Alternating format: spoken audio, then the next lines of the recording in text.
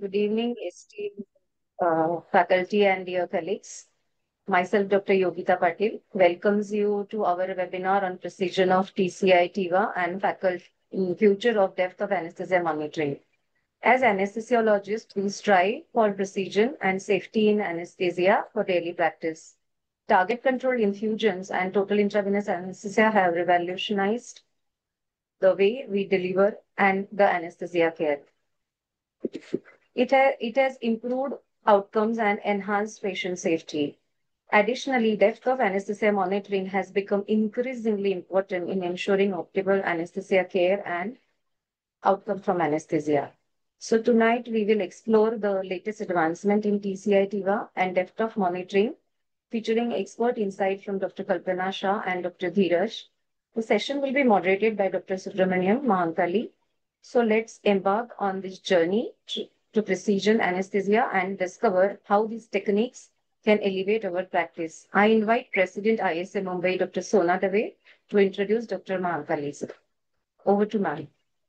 Thank you, Dr. Yogita. I now invite Dr. Subramaniam Mahakali to moderate the session. He is the founder member and the honorary president of the Association of TCI TIVA Anesthesiologists of India. He is the past section editor and on editorial board of Journal of Anesthesiologists and Clinical Pharmacology. He is the editorial board member of Indian Journal of Clinical Anesthesiology. His special interests include TIVA, TCI, POCUS, obstetric anesthesia, solid organ transplant, and of course AI, which Yogita just mentioned. And he has multiple publications in 20 peer-reviewed journals. He has written chapters in textbook of pediatric anesthesia and Stolting anesthesia, physiology and pharmacology. And at present, he's a senior consultant and lead anesthetist at the Aster RV Hospital, Bangalore. Welcome, Dr. Subramanian. Thank you, madam. First of all, I want to offer my sincere thanks to the ISA Mumbai Metro branch and to each one of you. It's a pleasure to be here. The reason why I'm very excited is I have got two exciting colleagues who have been part of the group in which we started the society. But to highlight how TCI has grown, how TCI has become important is, I moved from AIMS Delhi to UK in 2002. When I went there, the first time when I went to one of the consultants, there were around 54 consultants in Royal Belfast Hospital. And there was one consultant there who was sitting, and he told me straight away on the first day that he has not been using inhalation anesthetic. He has been using TIVA for 2 years at that time. I'm talking about 2002. And that was a time when we had the first generation of TIVA pump. Now, we had heard about TIVA. We had also used some amount of TIVA for patients with coming for the eye surgeries, etc. But first time I saw, I was very excited. But I thought those pumps had a lot of limitations, and we could not easily titrate, etc. That got me a little bit, thinking. I didn't adopt it early, but as it goes on, by around 2006, 2007, the second generation of pumps started to appear. Now, what we have is all over the world, including India, including here, we have got third generation pumps. What it offers is the access to the latest models, which helps us give precise anesthesia. I'm really, very passionate about moving towards precision anesthesia, because if you look at all the specialties of medicine, I think in terms of what is required, anesthesia is moving far, far ahead in terms of precision anesthesia. Because here we no longer talking about a dose depending on the build, etc. We are trying to find a way where we can give precise medication, and not only give precise medication to assess the precise effect. Now, these are the two things: precision anesthesia, so that we know what is reaching the blood, what is the concentration in the brain. That's the fundamental core. And also, we're using advances in the digital technology, understanding is the effect appropriate or not. We also have learned we should not give deep anesthesia.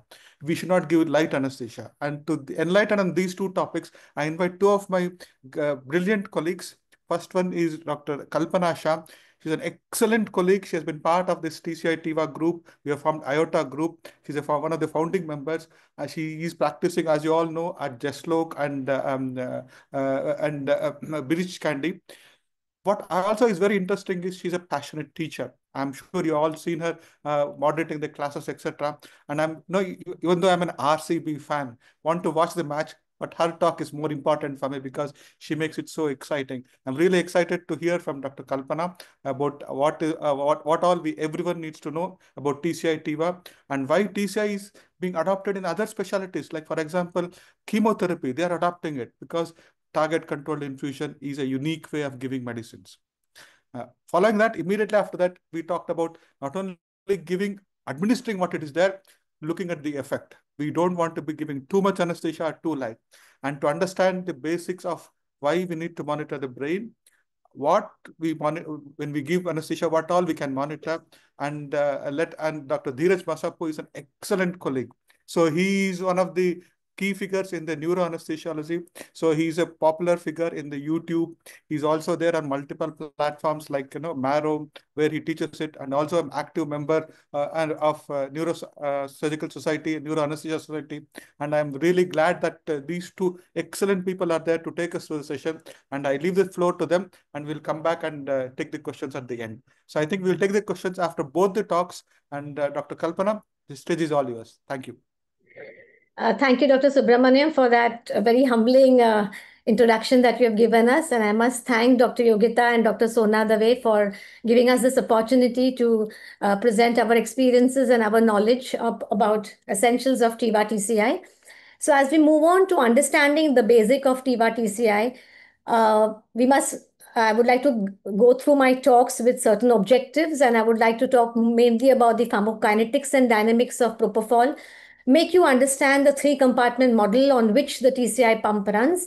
And we will look at certain models and the differences and how these models came up, mainly for propofol as an anesthetic agent. Now, we remain in gratitude to Dr. Glenn. He is the one who actually developed the propofol and he paved the way for the Milky Way. So if you see that 2,6-diisopropofenol, which is a billion-dollar solvent, and if you were to take this and dump it in a beaker of water, and you can see how immiscible it is. And hence it took an indomitable spirit of Dr. Glenn, who was actually a veterinary medicine specialist. He put in lots of lipid emulsions, cresol, egg lecithin, and formulations. And that's how we have the propofol, which we are using today. And we must give a shout out to him for the same. Now, understanding the pharmacokinetics and dynamics, these are very crucial concepts in pharmacology because they play a very significant role in development and optimization of drugs. Now, pharmacokinetic studies will provide us the information how drugs are absorbed, distributed, metabolized, and excreted by the body. And this can be used to develop different dosing regimes and predict the drug behavior in a patient. Vis-a-vis pharmacodynamics, that is what the drug does to the body.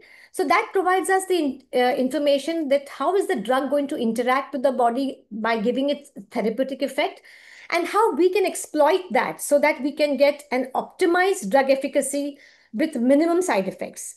So overall, when you understand the PK and PD studies of any of the drug, it is very essential to see that you understand this so that we can improve the drug safety and the efficacy, and at the same time, we are providing maximum therapeutic benefits to our patients. We all know propofol is very fast onset, short-acting intravenous anesthetic agent, which requires very accurate titration. So the induction and maintenance of anesthesia, that is bolus with a variable infusion rate, and it has a very narrow therapeutic index. So we need to really carefully administer it because underdosing, you may have a patient who's moving, or you may have awakening or a possible recall. And overdosing can bring about, decrease in the SVR, hypotension, respiratory depression. And remember, propofol is not an analgesic. So we need to use some adjuvants along with it, like opioids or a regional anesthesia or some multimodal form of analgesia. Now, why do we want this? Now, you do remember when Actually, anesthesia is one of the few areas in medical practice where it is very important that you achieve a very steady state of blood and the effect site concentration. So that's where your clinicians are able to exert a very fine and a rapid control over the targets. Now, when a drug is administered at a very fixed rate, like suppose if you're trying to give propofol at a fixed rate, then your therapeutic range is going to take a long time to reach. And then if you continue that continuous infusion, then it's going to have its effect for a real longer time because it takes a long time to equilibrate through all the tissues. And this will lead to excessive concentration of the drugs. Vis-a-vis, if you're going to give this drug, say intermittently, I'm talking about propofol, then what is happening? You're having many peaks and many troughs. So you are going to have a pharmacodynamic hit, and then again, patient comes back. That's the whole time in the surgery, you're having patient yo-yoing and never reaching the therapeutic range. So when we had vaporizers, how we had the Bull's target, we had a MAC.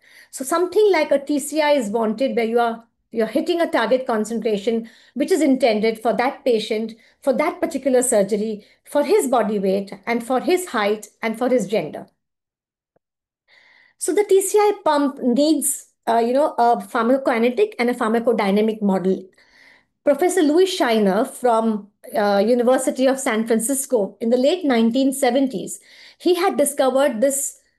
It's like a hypothetical three-compartment mammalian mathematical model which was brought about. And what did he teach us? He taught us the relationship between a plasma site and an effect site concentration, which is best explained by this three-compartment model. Now, supposing you were to give propofol with TIVA, and the bolus is going to result in a very high plasma concentration, which is going to be represented by V1, which is the initial volume of distribution. The clearance, of course, is K10. And then these drugs are then distributed and redistributed to two smaller compartments, which you can see here. One is V2, which is muscle, which of course has got a good blood supply, so it is rapidly equilibrating. And V3, which is fat, which has less of blood supply, so it is very slowly equilibrating compartment, right? And the distribution is represented in between these compartments by K13, K31, K12, and K21, which are nothing but micro constant. Now, the pharmacokinetic model will tell us the time course of the plasma concentration of this patient.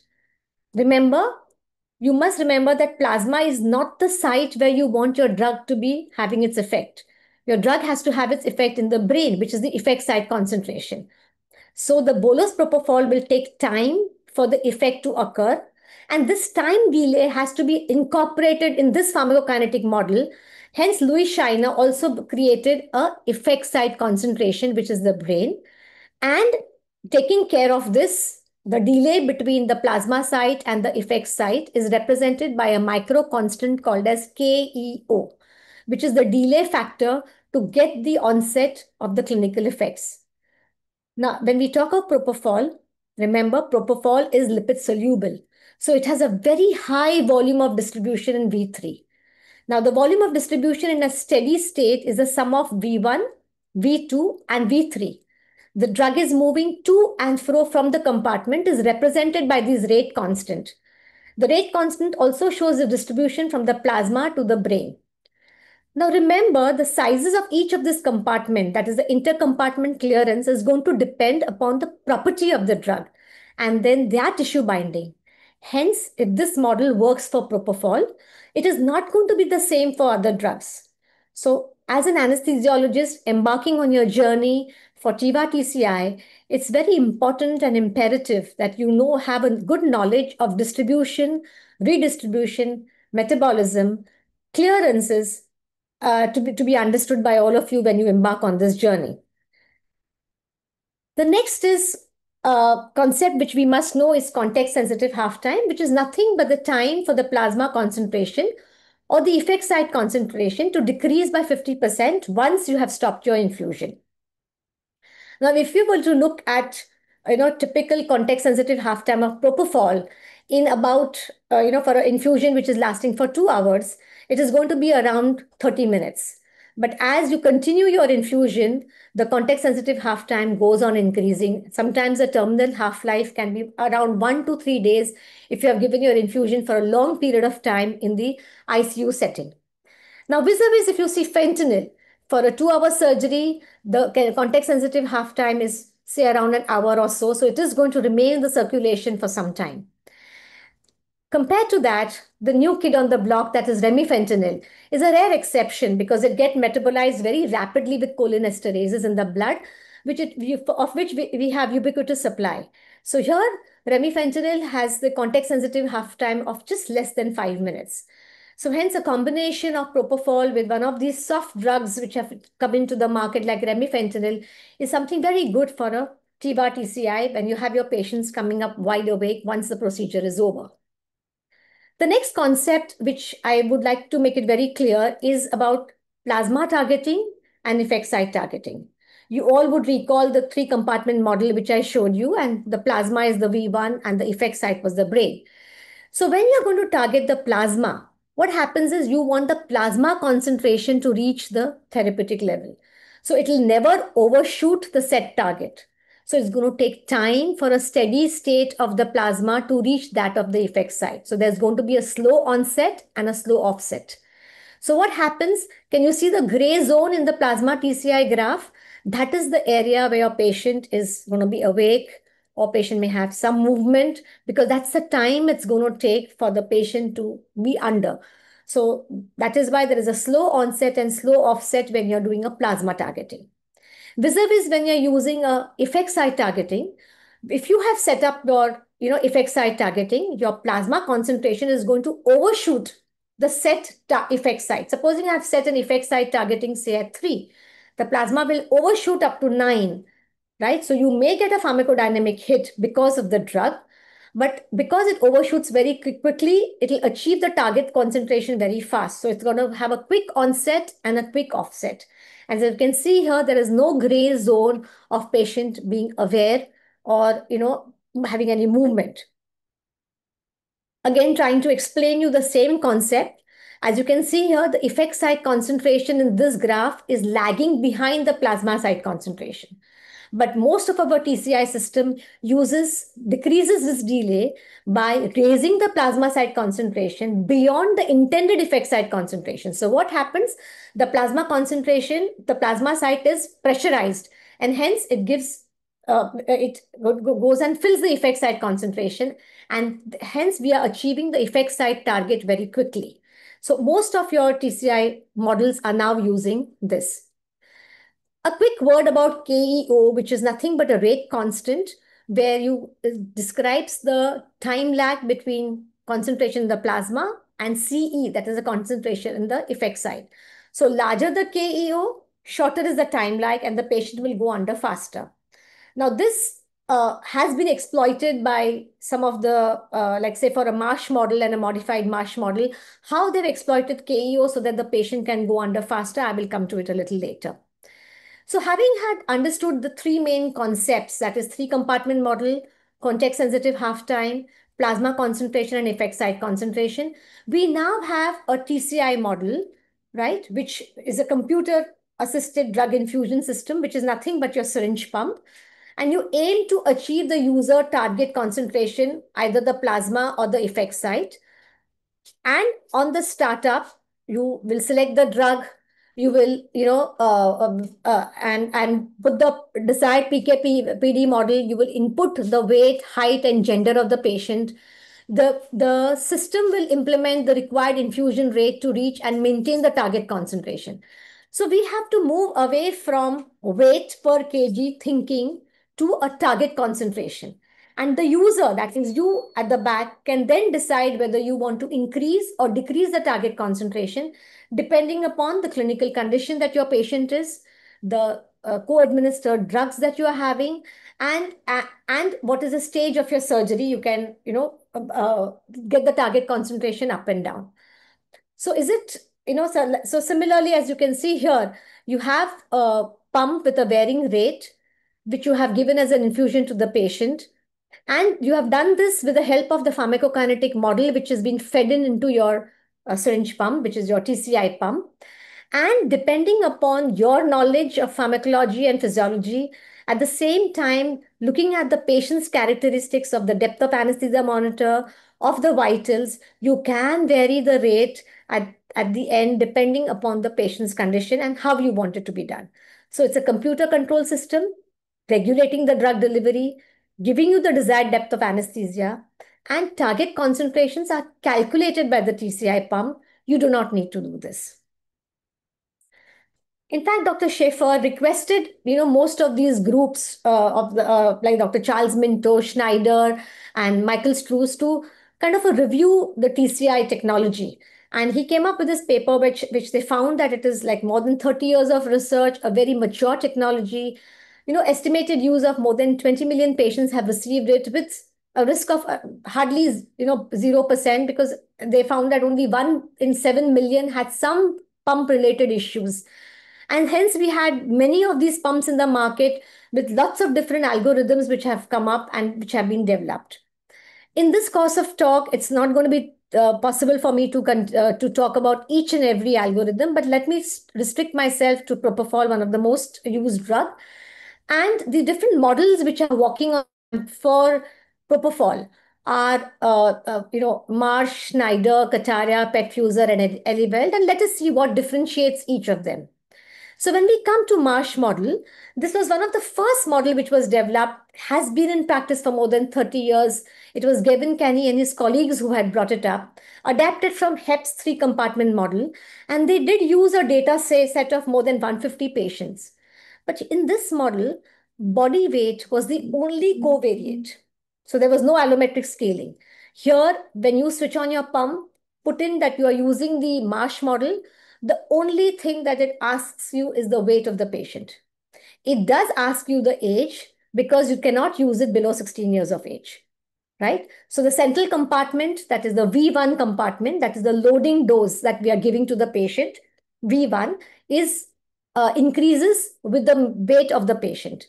And all the rate constant which I had mentioned to you about K12, K21, K10, K13, these all are fixed because it has got nothing to do with the age of the patient, what is the muscle mass, what is the fat, whether the patient's clearance is there or not. Nothing is there. Creatinine clearance is good or not, whether the liver is functioning or not, kidney is functioning or not.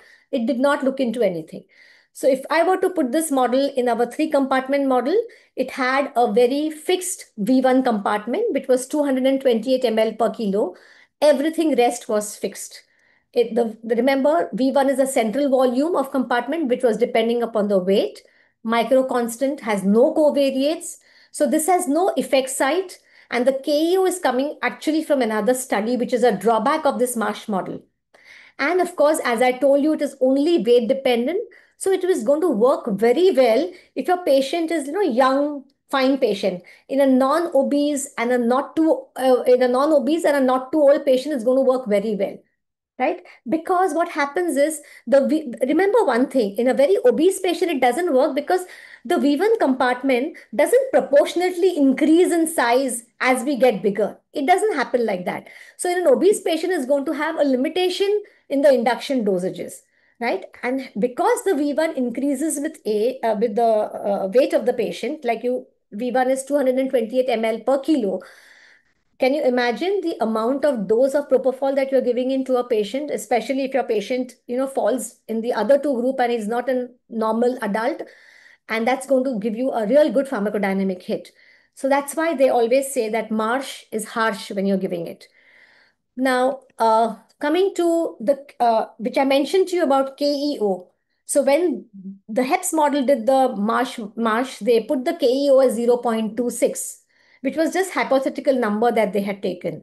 So some of the algorithms which were developed, so some of the users did exploit this KEO and they made the KEO to around 1.2. So they made it really faster. And that was referred to as modified Marsh model. Now, because we were not able to use this model we were able to use it non-obese and adult patients, Schneider came up with, along with Charles Minto in 1998, with another model which was again developed with PKPD based on volunteer studies. And that used height, weight, age, gender. It used all these At the same time, it also used something called as the lean body mass. So here, V1 and V3, that is a central compartment, and the fat, which is a slowly equilibrating compartment, V3, were remaining fixed. But V2, which is nothing but the muscle mass, of course, it is going to get influenced by the age, because as you age, the muscle mass is going to be smaller, you're going to shrink. So V1 here is fixed at 4.27, so is the V3, but V2 was getting variable with age. And based on various samples and this thing, Schneider came up with this. So here you have V2, V1, which is fixed at 4.27. The V2 is going to change with your age. V3 again is fixed because it was around 2.893. So these covariates like weight, age, and sex and height was added in this model. And gender, of course, was a part of it. And they used something called as a James equation because it was dependent on the lean body mass, right? So the central compartment was remaining fixed, however big you are, 50 kilos or 150 kilos. So remember, the bolus given was very small. So again, this was a very gentle induction you would have with this.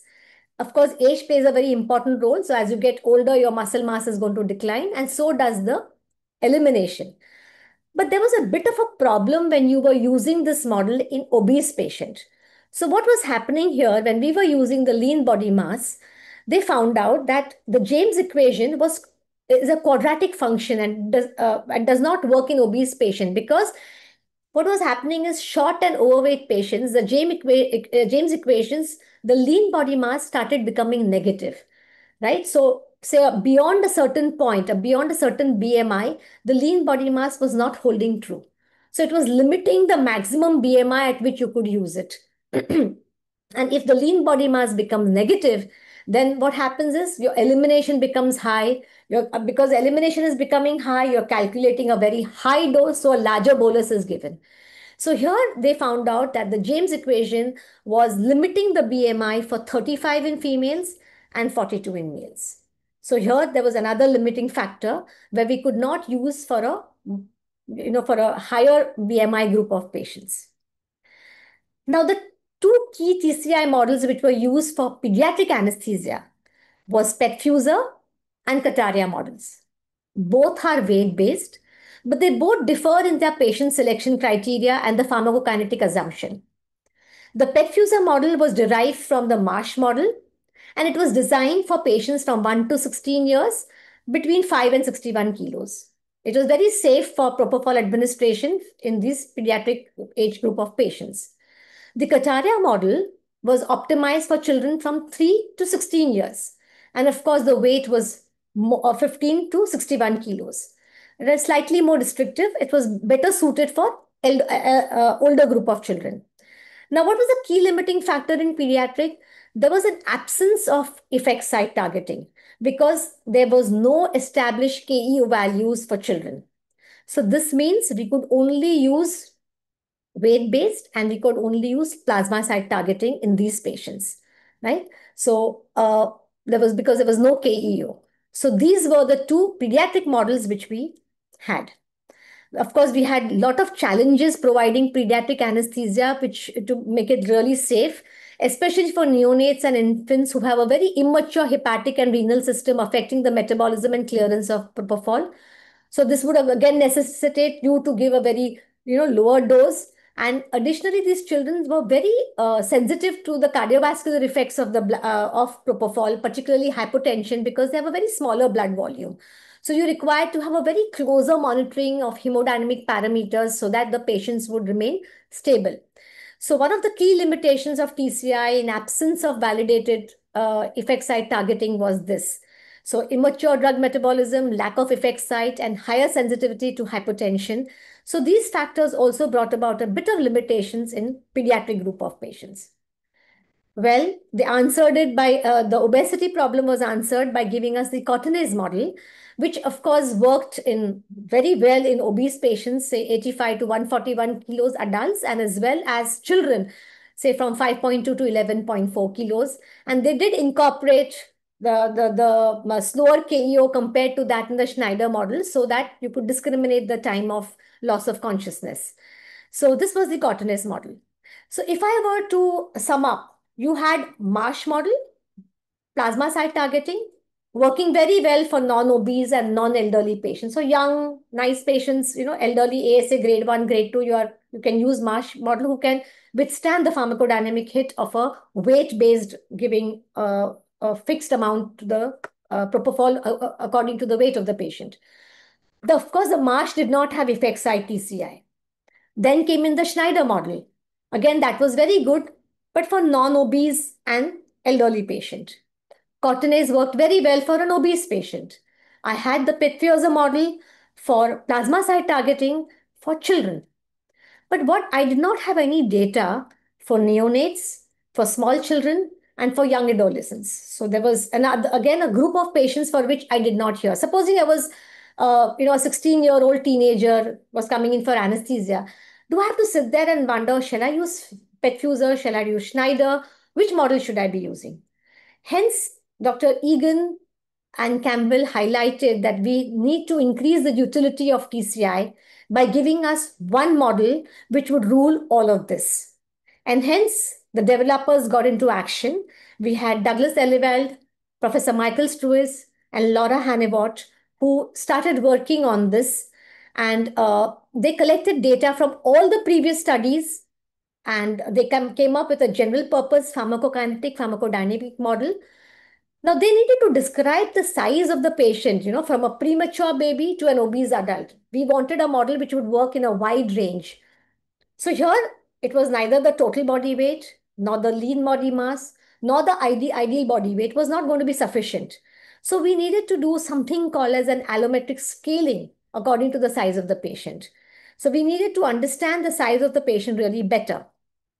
So we go back to our physiological review made by Professor Max Kliber way back in 1940 to understand the allometric scaling principle, which allows the scientists to understand the relationship between small organisms and large ones. Now, as you can see in the figure, you have a mouse who's really small. He does not live long, but he has a very higher heart rate. Vis-a-vis, you have an elephant, which is really huge and large, which lives longer and has a very lower heart rate. Now, because of this difference in the metabolic rate, the energy requirement was also differing, the caloric requirement. The mouse would require not more than 120 cals, and that of an elephant would be around 5,000 to 6,000 per day. Now, despite of their different size and the nutritional intake, metabolism, the body compartment was scaled to a figure of 0.75 by Dr. Kliber. Now, this, armed with all this information, our developers went back, and I'm not going to bore you with the mathematical equations. They collected the data, and they went back to the board, and they found a model in which they use the maturation index, they use the scaling for this model. They also used whether we are using any covariate drugs, whether some other drugs were used or not, because if some other drugs were used, your requirement of propofol would come down, right? At the same time, they used al-salami fat-free mass in males and females. And with all this, they came up with, validated a new general purpose model, which was, for a different age group of patients. They stratified them for non-obese adults, for children, for elderly patients, for patients less than 3 years of age. These dosages were titrated by using depth of anesthesia monitor of BIS between 40 and 60. And they collected the plasma samples to determine the plasma propofol concentration, which the samples were collected at regular intervals at every 30 minutes to a maximum of 10 samples. And that's how this model was then developed with the data from more than 30 studies, more than 1,000 patients. You had patients from 680 grams to 160 kilos, as low as 27 to 52 weeks to 88 years, with different variables like concomitant drugs, age, height, and gender. And they found this, they took all this LEVEL model, took all the values with the BIS index, with plasma concentration of propofol, and they came up with this dosing graph, which tells you the amount of propofol you need to administer To achieve an effect site concentration, you need to program and achieve the effect site concentration, which is 50% drop in the BIS value. So this graph is going to make it really easier. Let us see how we are going to use this graph. If you have a patient, say 50 years of age, and if you're going to do just a sedation, then you need to keep your effect site target concentration around 1 to 1.7. And here you have the same gentleman going in for anesthesia. For that particular weight, that particular height, you would kind of use between 2 and 3. This is around more than 2.5. So this kind of a graph helped anesthesiologists to understand what is the target concentration we need to achieve. As you can see here in the pump on the first is a Schneider model which I have used. Here the patient is the same height, weight, everything of the patient. But in a Schneider model, I'm giving a bolus of 5.9, but I'm giving a infusion, continuous infusion of around 67 ml per hour.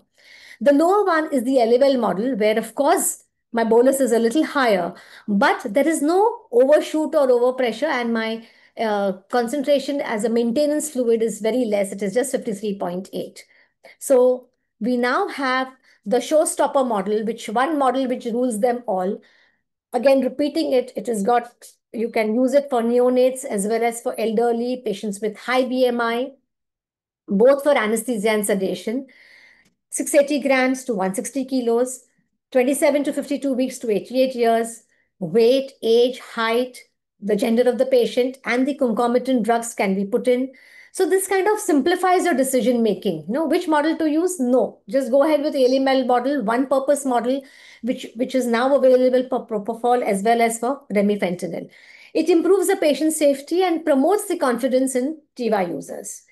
Now, I'm sure I have kind of confused you and you're going to ask me, hey, which model should I be using? Well, use the model in which you are familiar with. Remember to see the 3 C's, the characteristic of the patient, the co-administered drugs, and the clinical situation. We recommend that you start with a lower concentration and titrate as you go up. Now, despite the differences between, Marsh and Schneider, you can achieve a stable plasma concentration as long as you're familiar with the model. You start off with a low concentration, and you keep in mind, if you're having an elderly, sick, obese patient, the risk of overdosage is always going to be there. And reduce the initial dose in compromised patients if they're coming in. And your mantra should be titrate, titrate, titrate as you go up. We believe that the LOL model will supersede both of these models and become the model of choice in all population. But remember, until then, titration is the key to safe delivery of propofol TCI. Now let me discuss a few caveats. You titrate from, start from 0.5 to 1 mic, keep stepping it up, especially if you are going to do an airway manipulation. Are you giving a muscle relaxant or not giving it? Observe your effect site concentration, and depend upon the characteristic and the stage of the surgery, you can, increase or decrease the infusion as it may be. If you need a quicker induction, then of course, effect site targeting is much better. Make sure that, your dead space between the propofol infusion line and the IV axis, it's primed because before you're running the pump and there is an IV running by the side of it. Begin the propofol infusion as early as possible. And some of your TCI pumps will, of course, allow you to give you a bolus as your initial target once you're setting it up. This can be adjusted if you want a quicker induction and if it is necessary for you and your particular case. Now, the maintenance of this is, as you titrate it up, see your depth of anesthesia monitoring. I'm not going to go into the depth of anesthesia because Dr. Dheeraj is going to take a real extensive class on the same.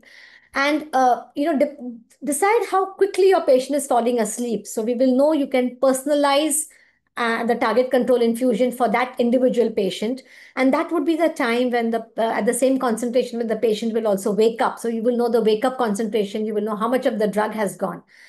But remember, when you're using propofol, you're just giving a hypnosis. So it's always better that you use some opioid for analgesic effect. So putting it all together, propofol with a titrable opioid, like say remifentanil, is our choice and our practice.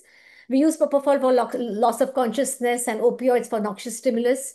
And you generally maintain the target concentration between 3 and 5 for propofol and around 2 to 4 nanogram per ml for your remifentanil infusion. Remifentanil as a co-induction also will have a mild effect and have a potassium sparing or a propofol sparing effect for loss of consciousness and return of consciousness. Now, what happens when you're using some different drugs? Which one do I stop first at the end of the surgery? So you titrate down the drug which has the slowest kinetic first. Now, the sequence will depend upon the drug that you are using and your personal preference. Supposing if I'm using propofol with remifentanil, propofol is slower than remifentanil. And if you're using fentanyl and propofol, then fentanyl's context sensitive half time is more, so it is again slower than propofol. And of course, if you have another adjuvants like ketamine or Dexam, which are being used, you can consider discontinuing them before the end of the procedure. And rather than powering your pump off, it is always better that you put your target site, that is your effect site target, to be 0. And this, again, as I mentioned, will allow you to calculate your decrement time, helps us to judge at what level the patient is becoming conscious. Here is a small video which I'm showing where I'm using remifentanil and propofol for my patient for a CABG surgery, where I have used LMA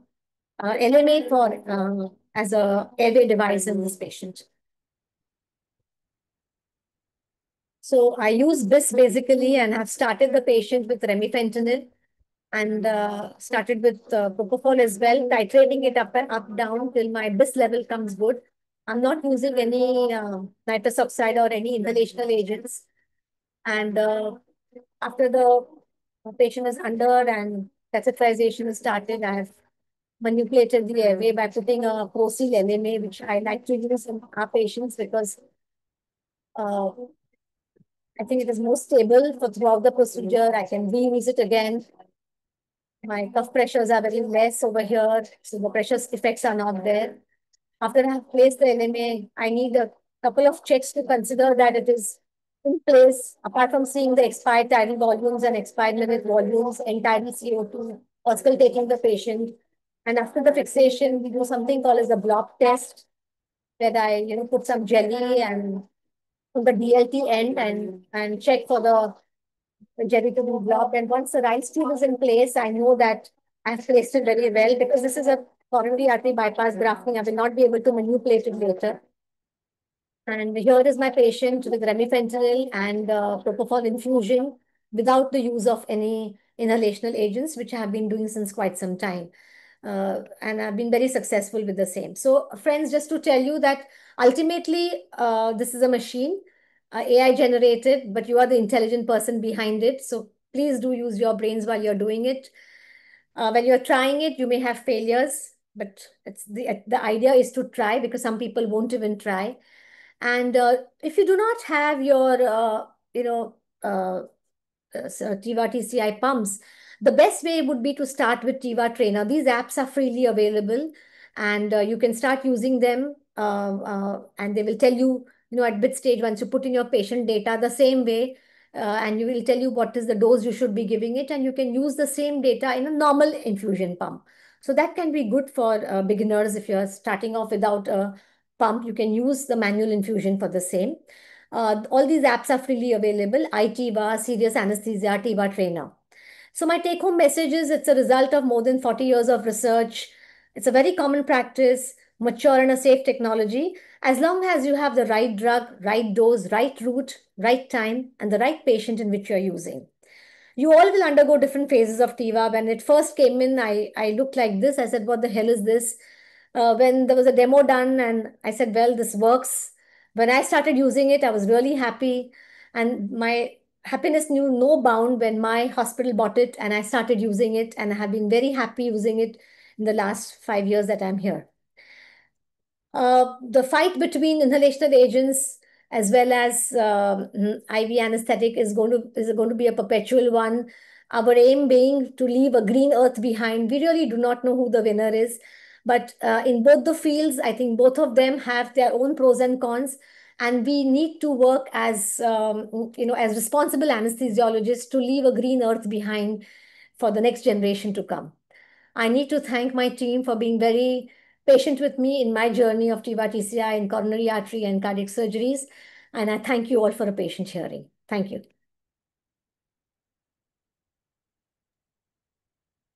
Thank you, Dr. Kalpana. Please stay around. We will have plenty of questions. I think we'll take the questions after the Dr. Dheeraj's talk. Is that okay? Sure. So I think the Dheeraj is probably ready, and when he's ready, we will listen to him. A lot of questions have come up. I've noted down the questions, and we will see how best we can add clarity to every question which comes through the forum. Thank you, Dheeraj. Yeah, sir. I will share my screen now. 1 second.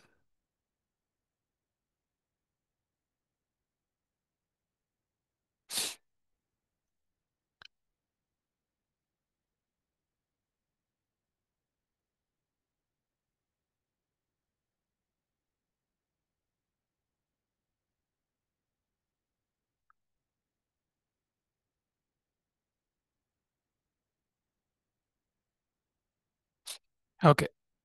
Hello, all. Can you hear me? Yes, Yes, Dheeraj, you're we can hear audible and you. visible. Okay. Got it. If my signal is breaking at any point of time, please let me know so that I'll stop and.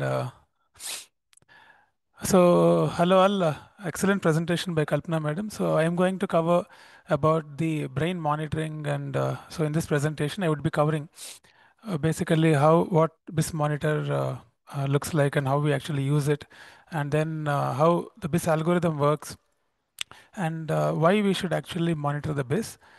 And some people are asking questions, I can see in the comments, between TIVA and inhalation, which anesthetic technique will have more awareness. So these questions I would answer in the presentation as it flows now.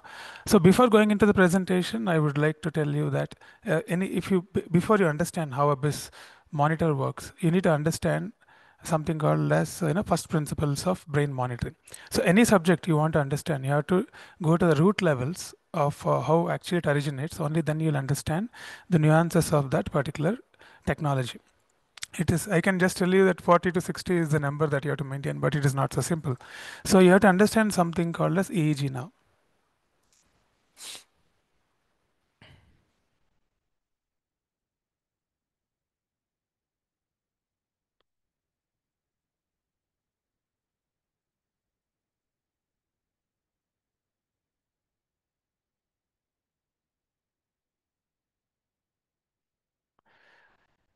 Yeah, sorry for the small.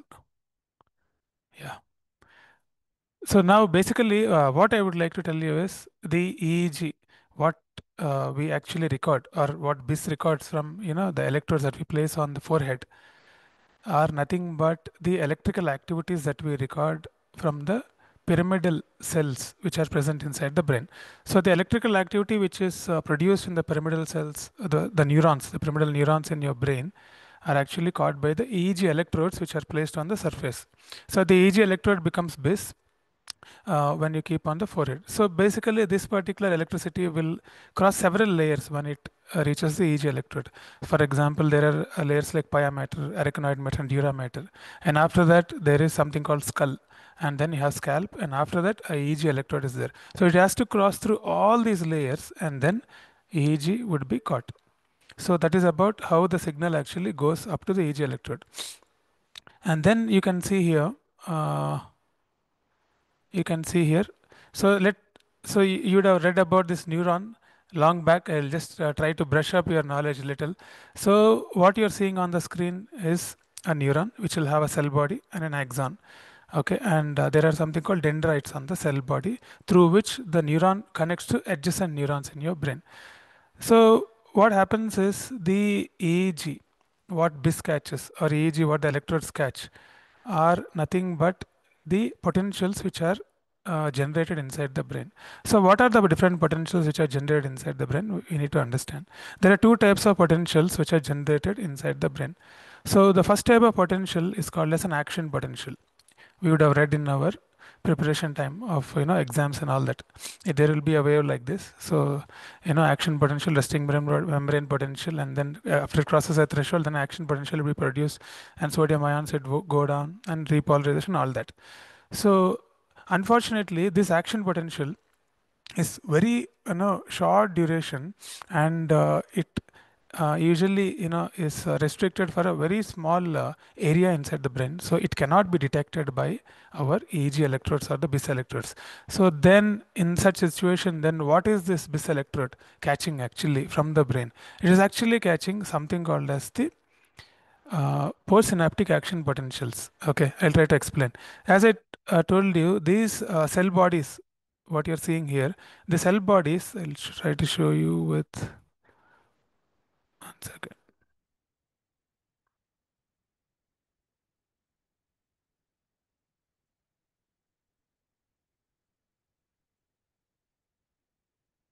So these are the cell bodies. So these are the dendrites which I told you. So these dendrites actually, between the dendrites of another axon, they form synapses. So these synapses actually will generate some potentials. These are called as postsynaptic action potentials. So these postsynaptic action potentials will have the capacity to cross the different layers of the skull, and they usually last for longer duration.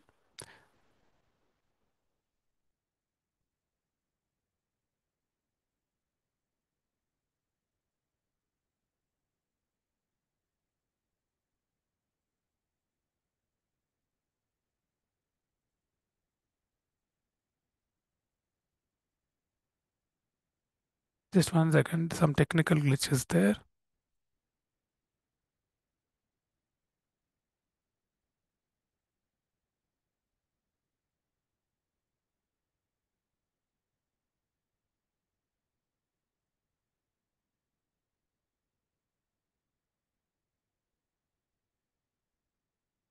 Yeah. So basically, these postsynaptic action potentials are the ones which last for longer duration, around 10 to 100 milliseconds. And these postsynaptic action potentials would actually cross different layers of the skull, and they are recorded by our BIS electrodes. So, for example, now here I would like to explain this particular concept with an analogy of a football ground. So, for example, a football match is going on, let us assume, and then a lot of people would be there inside the football ground which will be cheering for the match. And for example, if you are standing outside the football ground, then you wouldn't hear anything from the individual audience there, but what you hear is a combined anthem. If they sing, you will hear outside. So you can hear something like this. So these are called as anthems. So in the same way, what happens with the EEG electrode which is present outside is it cannot detect individual neuron postsynaptic action potential. What it usually detects is when a group of neurons or a cluster of neurons, when they generate signals in a sync, only those kind of signals will have the capacity to cross all the layers, and those are the signals which are usually be detected by the electrodes which are placed on the surface of the brain. So that is the comparison I wanted to give you. Here I would like to tell you another important concept before going into how BIS works. So people think that the EEG is actually produced by the cortex of the brain. That is absolutely true, but the pyramidal cells are located there, but it is regulated by two more important structures in your brain. Number one is called the thalamus. So thalamus is something like, if a football ground, if you take like a stadium announcer, for example, a stadium announcer would be telling when the crowd should cheer, when they should quiet down. In the same way, thalamus will actually decide what kind of signals should be relayed to the cortex, what kind of signals should be stopped, what kind of signals should be sent. So with anesthesia, this has a relevance. That is why I'm telling you all these things. So thalamus can decide what kind of waves will be produced in the EEG. And the second important structure is the reticular formation in the brainstem. Reticular formation has a capacity to either totally keep you awake or asleep. So it is the main part of the brain which actually which maintains the arousability of the brain. So these two structures will also indirectly influence the kind of EEG signals that we would be getting. So with anesthesia, I would like to compare and show you. So all these things I told you so that we can come to a point where we try to understand how anesthesia acts on these particular waves.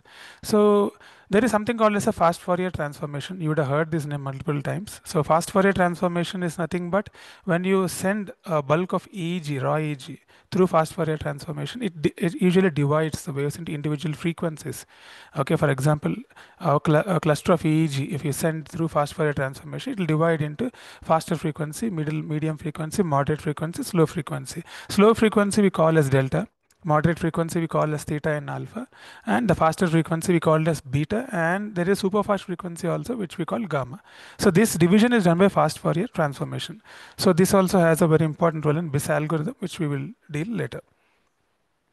So why I told all these things is the neurons, which the postsynaptic action potentials would reach the EEG electrode, and then the electrodes would be cut. So let me just compare and tell you how this particular anesthesia would actually how the EEG would be affected by the anesthesia. For example, if you're running TCI propofol, since already madam explained you about the TCI propofol, we usually start the TCI induction between 0 to 0.5 micrograms per ml. So when we start our induction at 0 to 0.5 microgram per ml, so what we usually say is the beta frequency.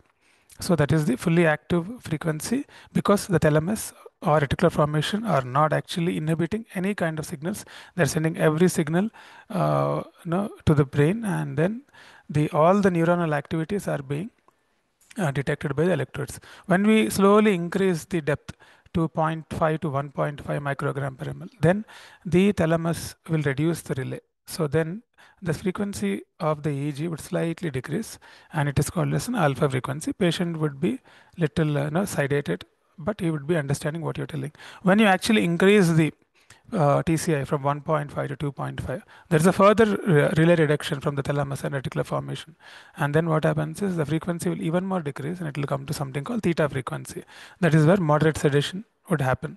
When you want to induce the patient, then you have to take two planes where 2.5 to 4.5 is the target control level where you have to take, where the reticular formation also is suppressed.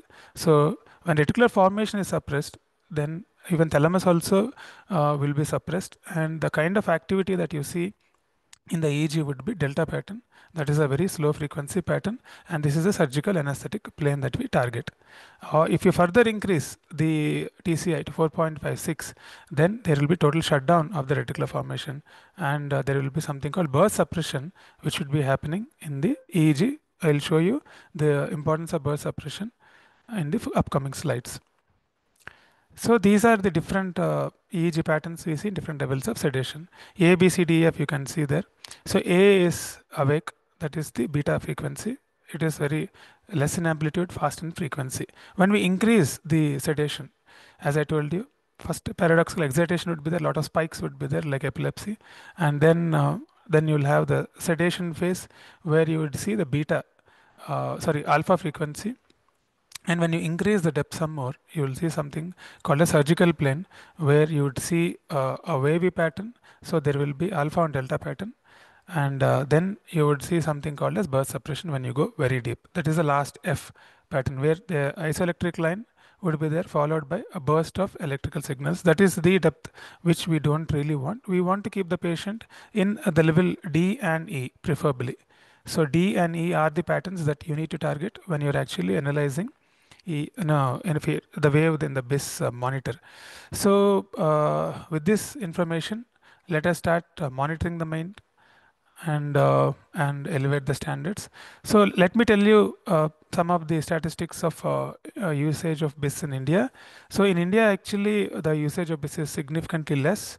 15 to 20% of tertiary care centers only are using. So most of the hospitals don't use BIS. So let us compare this with the developed nations, and let us see in USA what is happening. Up to 80% of the hospitals are using BIS. Okay, and then in UK, around 60 to 70% of the hospitals are using BIS, because the regulatory bodies and guidelines, particularly the NICE guidelines in UK, is recommending the usage of BIS. So but most of the centers are using BIS. So this is where we're lacking behind. So what is the reason? The reason that is found in studies is that the cost of the equipment is one of the factors. So many people will have issues requesting the management and hospital to buy the BIS monitors. But nowadays it is just an extra module connection to your Mind or GE monitor. It wouldn't be a major issue. And lack of awareness and lack of awareness in the sense it is more about if you use regularly, you understand how useful it is. Everybody knows the number between 40 to 60, but if you are regularly using it, it is a very beautiful monitoring technique. So all these numbers I got from these particular studies. So let me tell you a story here about Miguel. So Miguel is a writer, and he has won so many awards for his writing, and lot of Hollywood movies also he has written. Okay, and I think his Oscar nominee, something is there like that, and he's one of the famous writers. So what happened is he developed, he went for a surgery, and then during the surgery, what happened is after the surgery, he lost his ability to write the stories. So basically, he lost his livelihood. So this is what he has written: the operating room erased me and left me afterward. So what he is trying to tell is, after he developed, his skill of writing the story is what he lost. So his livelihood is what he lost. Like that, there are so many stories actually, where if you don't keep the depth adequate, then these kind of problems can happen. This is all these will come under the umbrella called as post-operative delirium. There are different definitions to it, but so post-operative cognitive dysfunction is usually a kind of a brain. It's a kind of a brain disease which usually happens 1 to 3 months later, not immediately. What you see immediately is called delirium or post-operative delirium. That is actually okay. But this post-operative cognitive dysfunction is a more dangerous disease if you really affect the area of the brain which is livelihood for that particular person.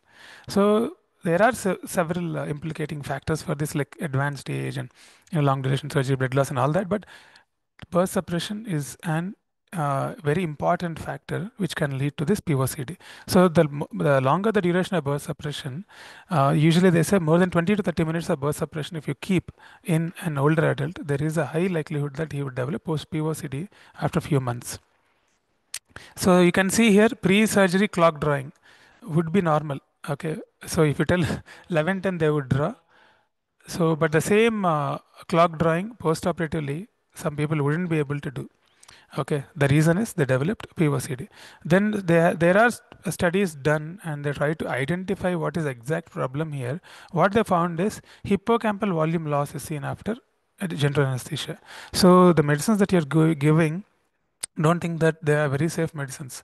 The medicines that we are using, if we don't use in correct doses, we would actually lead to the damage of hippocampus. That is where your memory is saved, your emotion. It's a part of limbic system, no? So your emotion, your memory, and logic, and all these things would be there.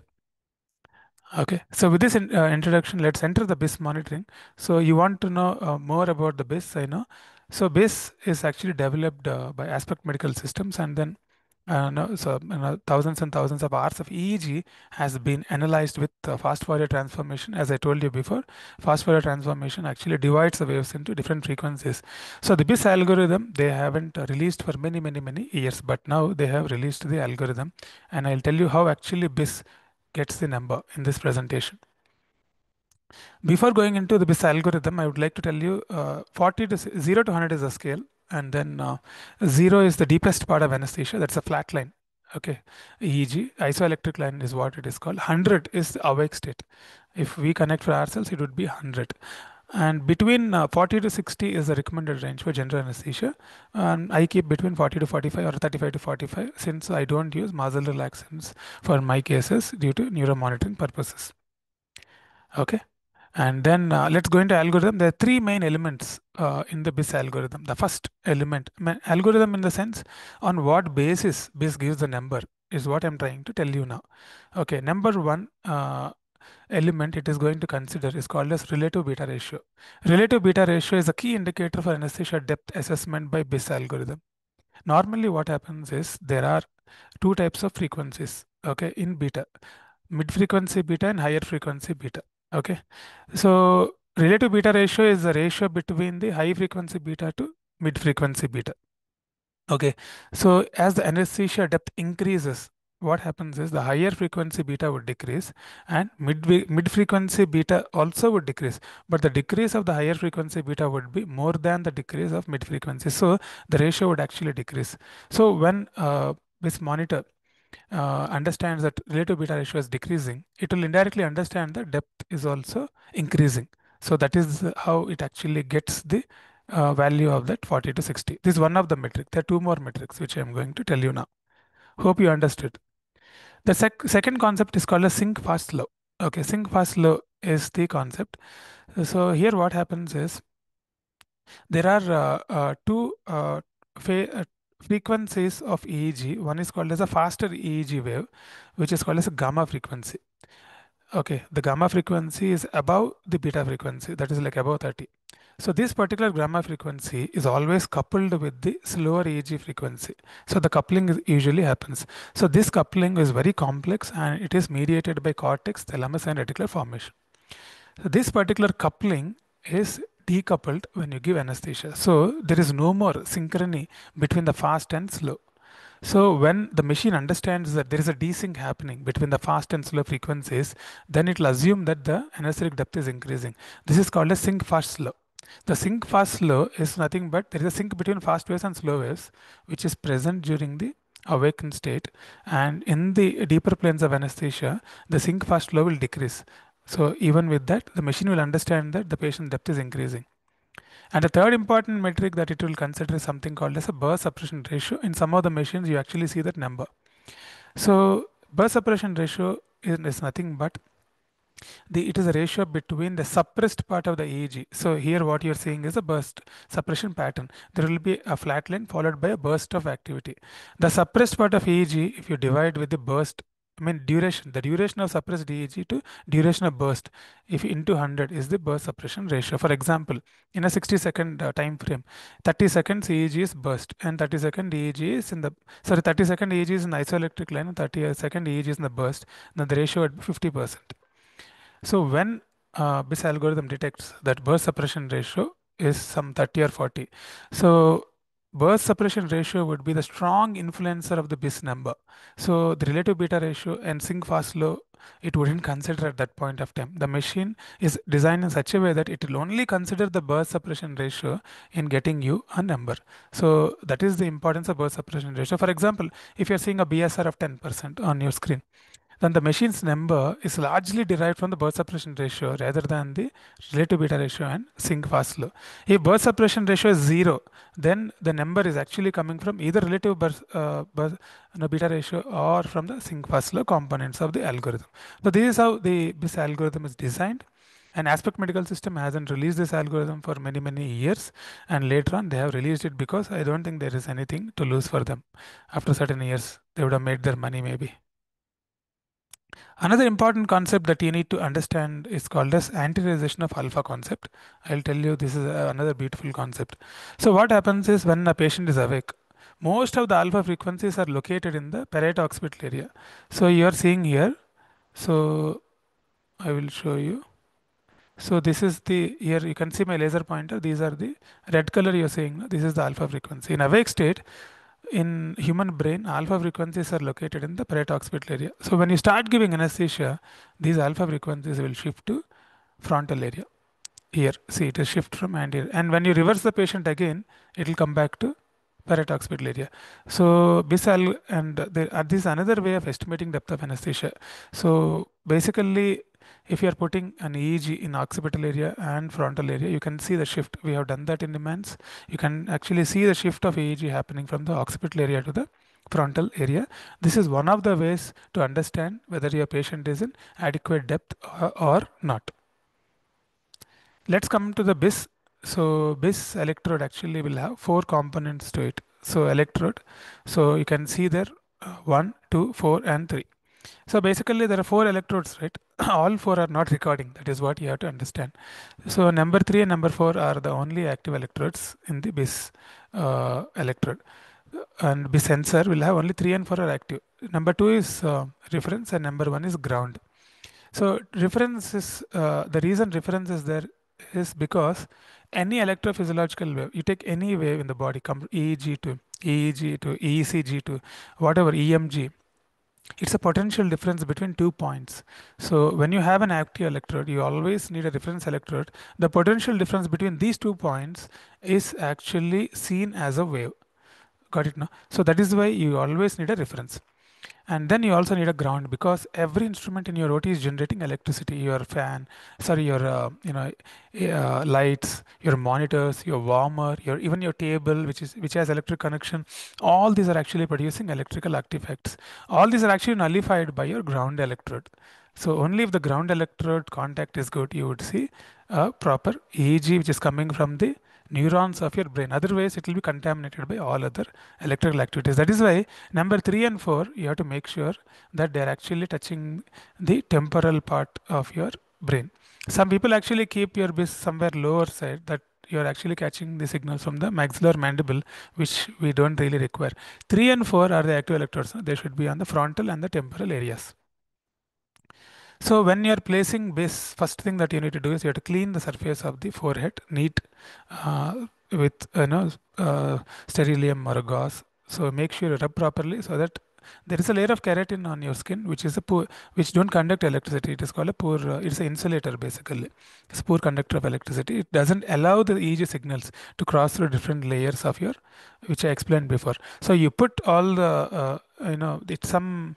I think some of the electrodes will come with small, kind of a device where you can actually clean properly, and the keratin layer can be removed. After that, you have to dry it and then attach the BIS electrodes and then neatly secure it.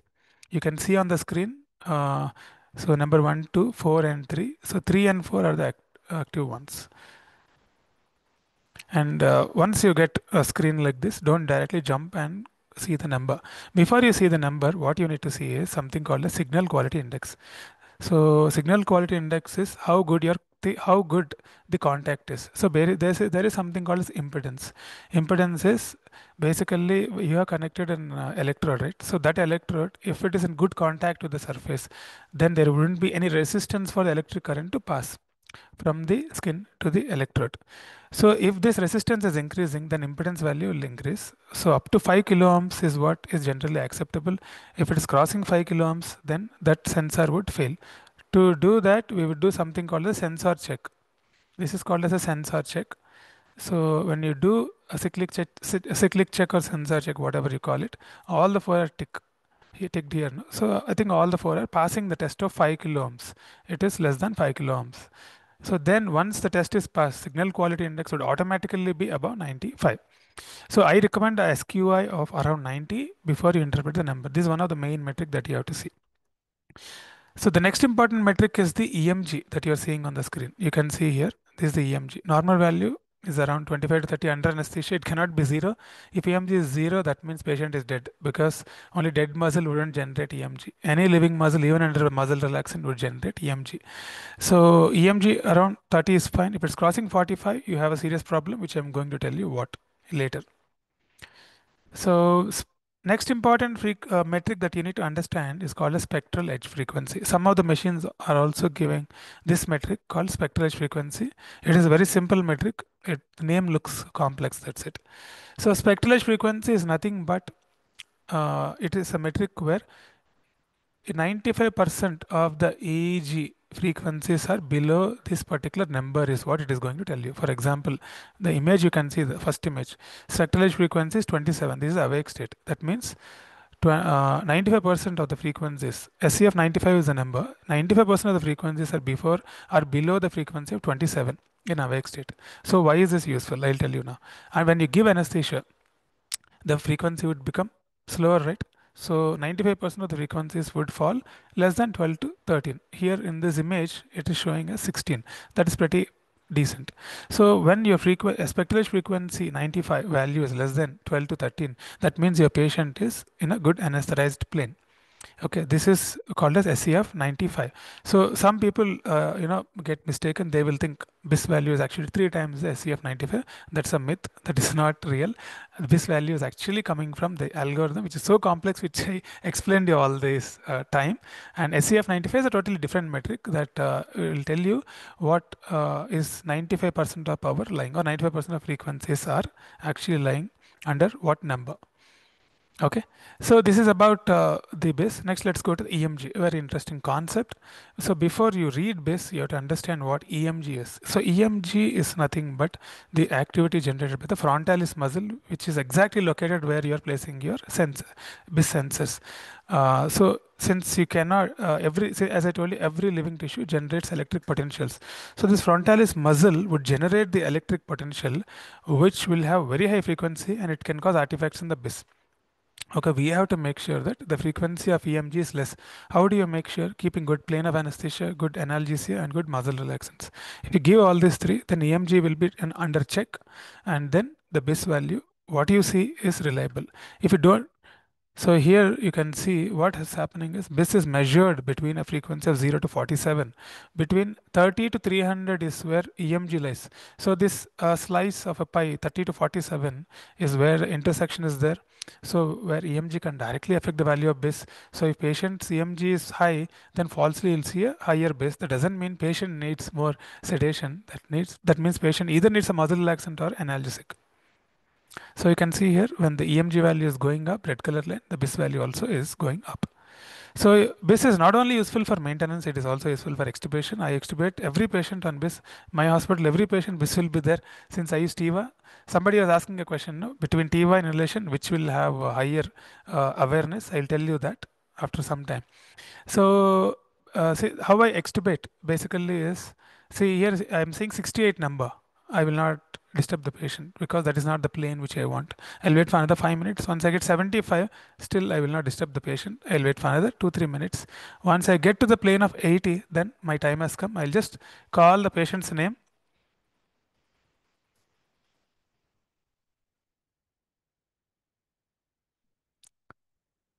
So patient will open eyes, comfortable, and we can extubate after that. Maybe 1-2 minutes down the line, he'll start obeying.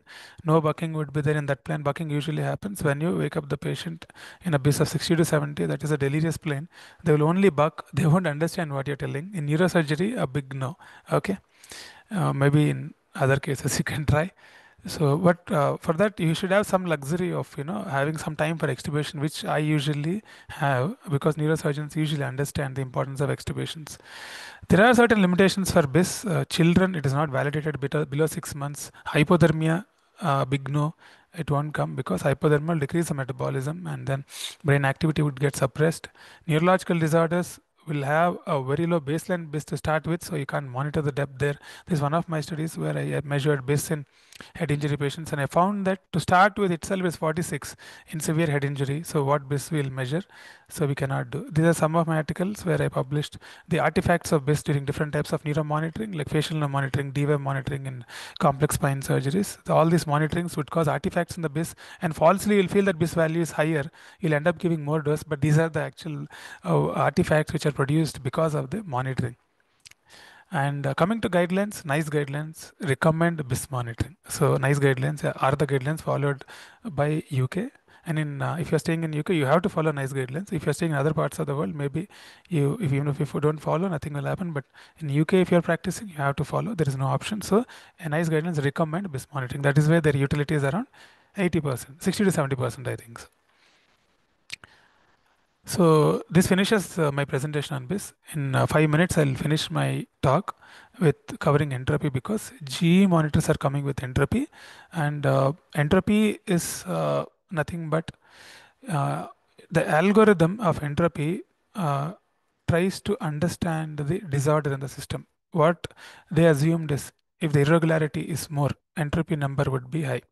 For example, when you're awake, there is a lot of irregularity in your brain, so entropy number is actually higher.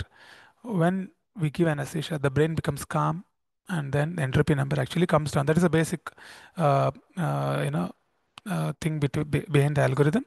So what you need to understand is there are two elements of entropy. One is called as state entropy, other one is called as response entropy. So why entropy came into the market is when BIS is already there. There is a element of EMG contamination in the BIS, which is very difficult to understand if you're not an expert. So response entropy and state entropy made that job very easy. I'll tell you how. So response entropy gets a number between 0 to 100. That number is measured between a frequency range of 0.8 to 47 Hertz. Okay, so in the response entropy range of EEG, there is EMG contamination.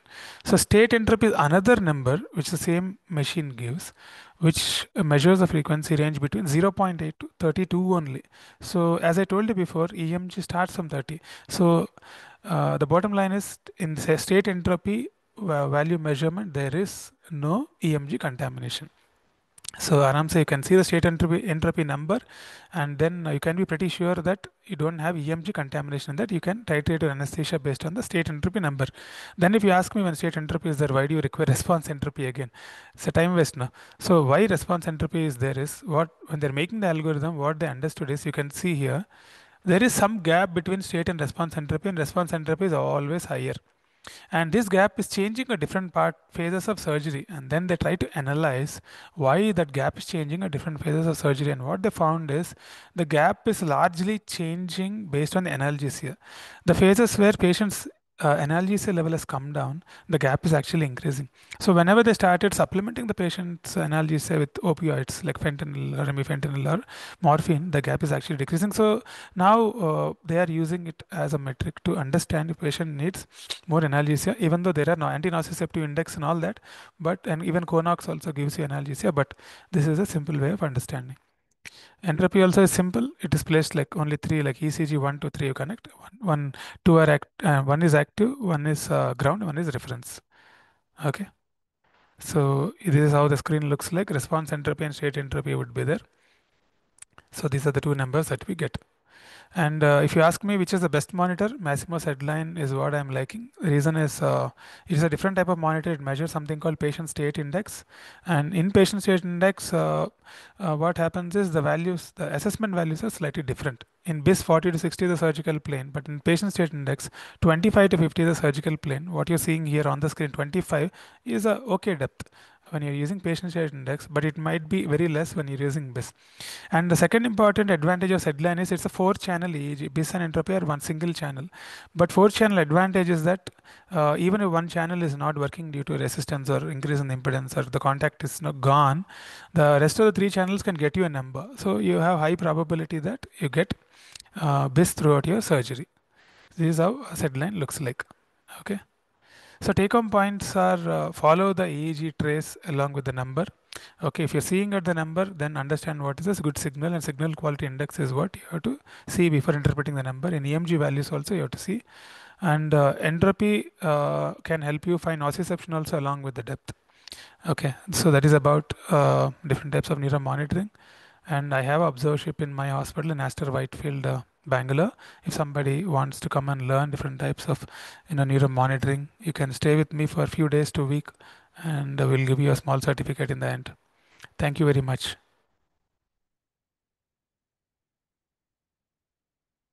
Neeraj, a wonderful exposition on this topic. Thank you. We all had a wonderful time. Kalpana, we both of you have given a wonderful talk. If it's all right, I'll go on to a few questions. I'll start with Dheeraj first because that seems to be the hot topic. We'll come to you about a few other things. Now, first question about this was, is depth of anesthesia monitoring relevant only for TIVA or for other volatile anesthetics as well? So I will tell, as I didn't tell the answer to the question. One person actually is asking the difference between awareness between TIVA and inhalation. After that, I'll tell you this answer, sir.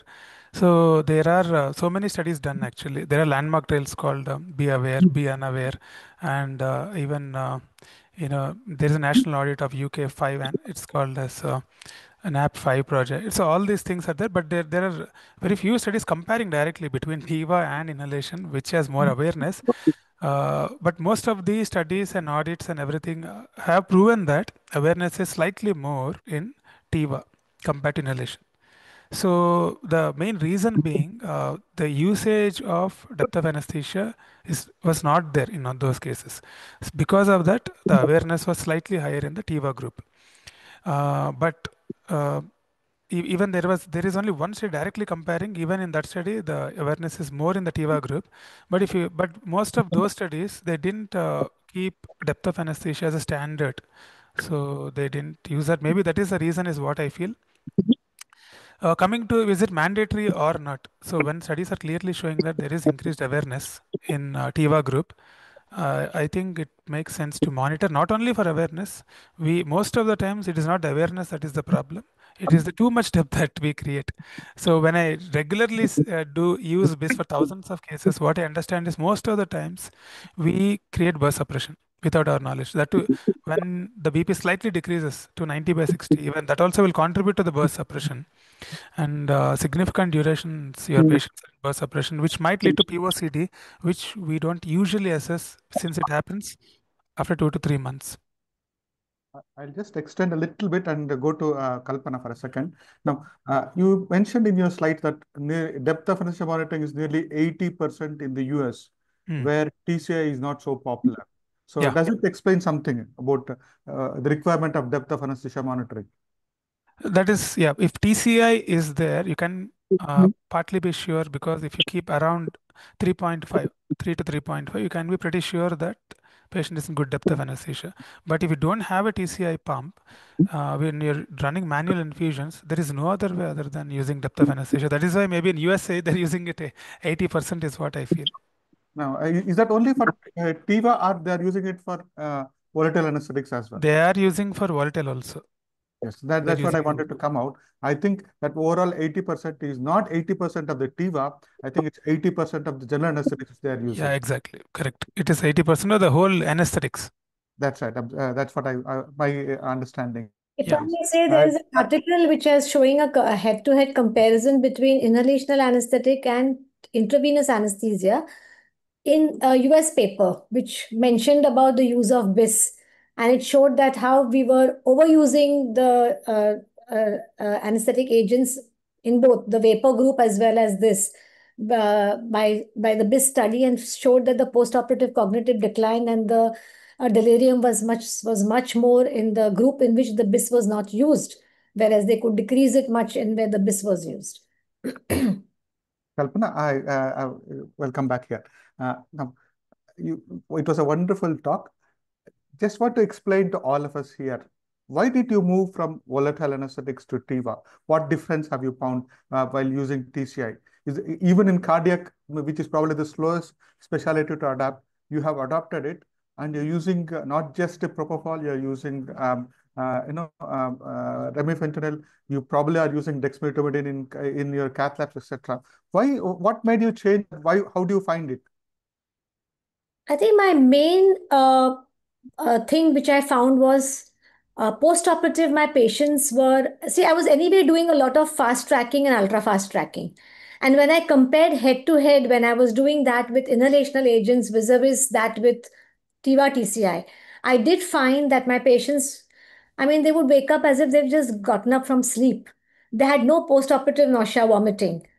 There was no retching or anything. And my in fact, I'm just finishing my statistical analysis of both these groups, but I do find very encouraging results where I have used TCI and I've been able to ultra fast track more patients on TCI than what I have been able to do with inhalational agents. The other thing is that with Dexam and maybe using adjuvants, I think my use of beta blockers and problems with beta blockers have kind of completely gone away. I do not have to use boluses of beta blocker to control the heart rate, because we are mainly doing coronary on beating heart, where we need to maintain the heart rate and the blood pressure at a desired level for the surgeon to work with. So with this continuous infusion, it has made my life really easy. So that's the reason why I have used it. I found a lot of advantages over using when I was using inhalational agent. Apart from that, even myocardial depressant effect, which I was finding with inhalational agent, was much less with my TIVA TCI group. Wonderfully answered. I mean, I also feel both of them are going to sleep. With TIVA, you wake up as if you are refreshed sleep, and with generally with volatile, you wake up a little bit uncomfortable sleep. So also it depends on the analysis as well. Like I do account for it. Now the next question is something which you can easily answer. What are the brands of TCI pumps available, and which one would you recommend, or which one is good? So we've got BD has got Alaris pumps, Nexus Alaris pumps, which has got the latest LVL model. So that's a really good pump on which I'm using it. But I'm awaiting to get an Acromet pump, which has got all the models and again very user friendly. I believe Fresenius is now coming up with an LVL model shortly. They don't have an LVL model as yet. So these are the three pumps which I have been exposed to: BD, Fresenius, and Acromed. If you're asking my personal, I mean, what I have used it, I've used all these three pumps, but I'm right now currently using BD Alaris. Dheeraj, what about your Yeah, input for that? so I used BD Alaris in my previous hospital. In the present hospital, I'm using Arcomed pumps. I'll tell you the difference is that it is how many models are there in the pump will matter basically, and robustness of the pump. So these two are the most important things. So Arcomed has almost like 14 to 15 models incorporated. It's not only propofol or Elivel, it is all like you can fentanyl is there. I have ketamine TCI, midazolam TCI, and then there is remifentanil TCI. So I have like two studies are going on in my department with ketamine TCI. Okay, so I need more a number of models actually. So 14 to 16 models are there. That many models are not there in other pumps. So Arcomed is what I chose in the new hospital. So all are like Arcomeds. From what I understand from both of your discussion, so what is important is it's not only for propofol, you can use it for other drugs as well, and that other drugs include propofol, remifentanil, ketamine, midazolam, dexmedetomidine, fentanyl, remifentanil, and all these drugs are there. Depending on where you want to use, for what you want to use, if you have a pump which has got all these models, it would be beneficial. For example, if you want to cover endoscopy or cath labs, you might want to have a pump with all these additional models as well. But in the OT specifically, so the newer models have an advantage because they are general purpose models. As Dr. Kalpana was telling, these general purpose models has an ability when you can use it for entire age range from neonate to the elderly. Is that right, Kalpana? Yes. And so, Dr. Dheeraj, Yes.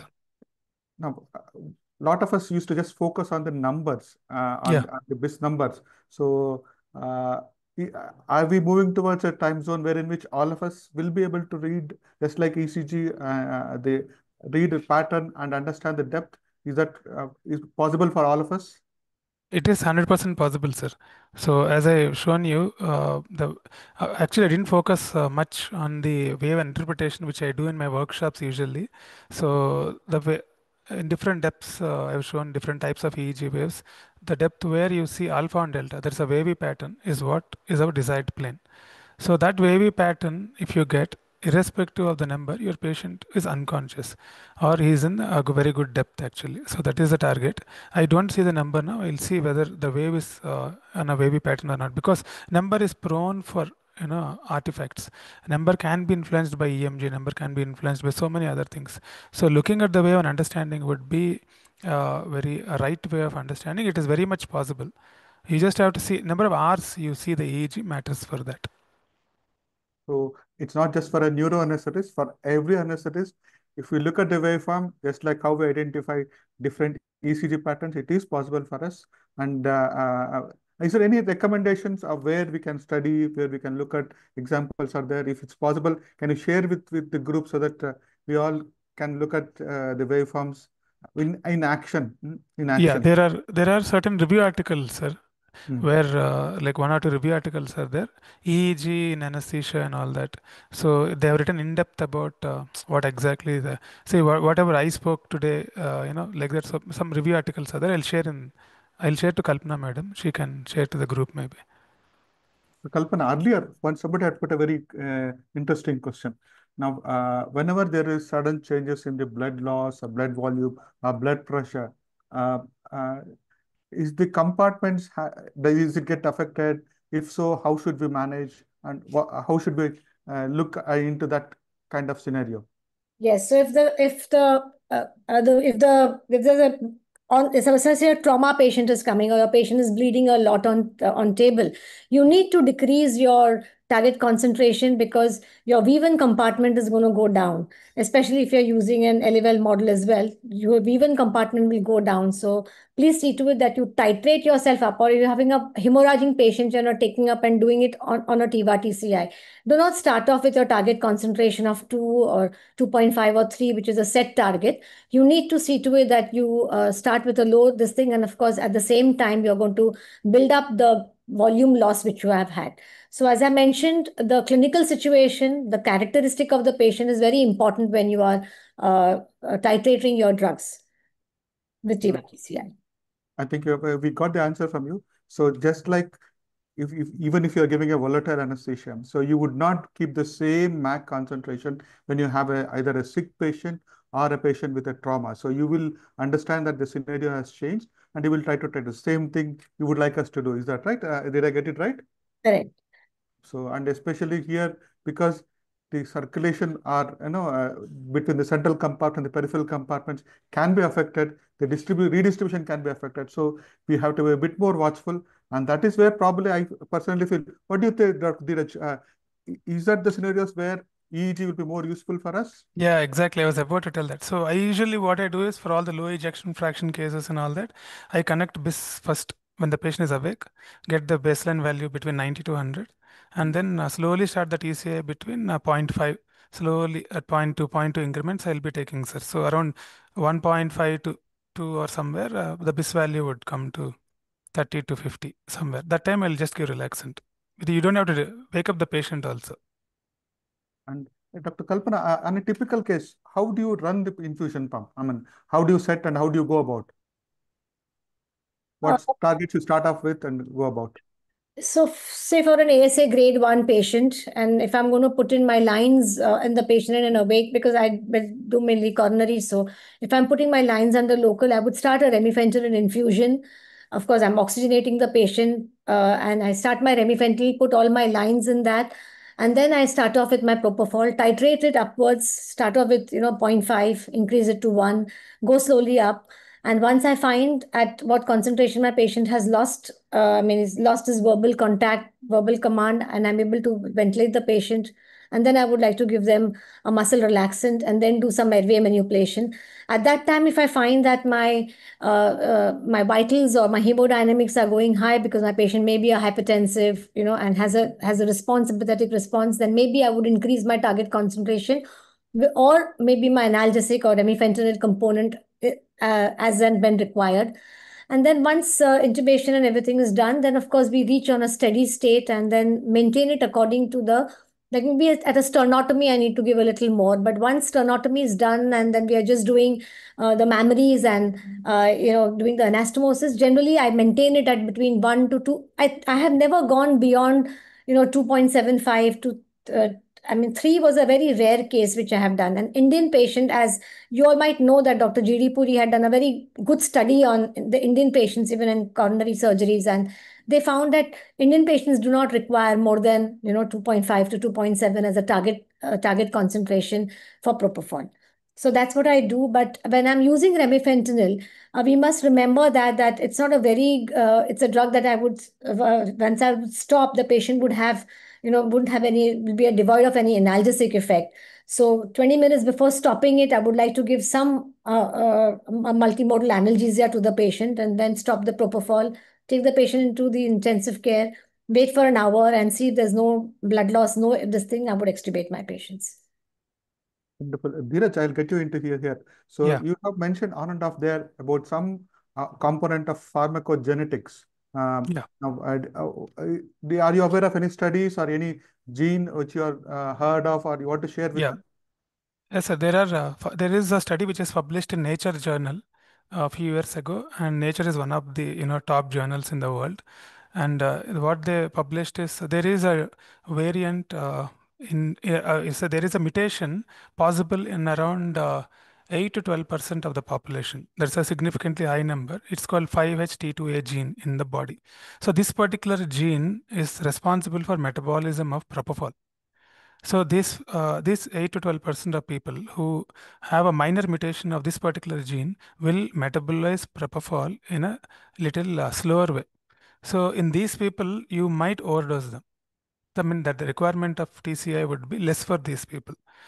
So that is one of the reasons why you need to monitor the depth of anesthesia, because and this has been published in Nature journal also. So I thoroughly agree because we have all seen that the sensitivity of the patient for each drug is different. With propofol, sometimes the same weight category patient might go to sleep with less than half the dose if you're given it slowly and observed it.